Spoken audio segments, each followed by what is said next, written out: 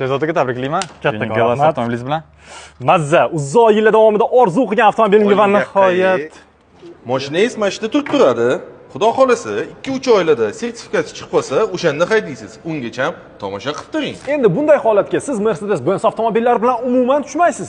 Chunki hammamiz sevadigan GLS, bundan tashqari GLC hamda GLE SUVlari va albatta eng sevimli S-Class sedanimizni siz bir kunda to'lov qilishingiz bilan shot nakladnaya asosida olib chiqib ketishingiz, unga davlat raqam belgisini taqishingiz va maza qilib haydab yurishingiz mumkin bo'ladi. Mercedes-Benz'ni bir marotaba his etgan odam unga kasal bo'lishi aniq. Sizda esa avtomobilni test drayvdan o'tkazish va uni to'liq his etish imkoniyati bor. Buning uchun ro'yxatdan o'tishning o'zi yetarli. Mercedes-Benz markasining O'zbekistondagi rasmiy distribyutori sizga MB City va Sardor Auto Invest dilerlik markazlaridan omborda mavjud bo'lgan keng assortimentdagi avtomobillardan birini xarid qilish yoki o'z orzuyingizdagi Mercedesni, misol uchun AMG G63 Geländewagenni konstruktor orqali yig'ish va uni to'g'ridan to'g'ri ishlab chiqaruvchi zavoddan buyurtma berish imkoniyatini taqdim etadi.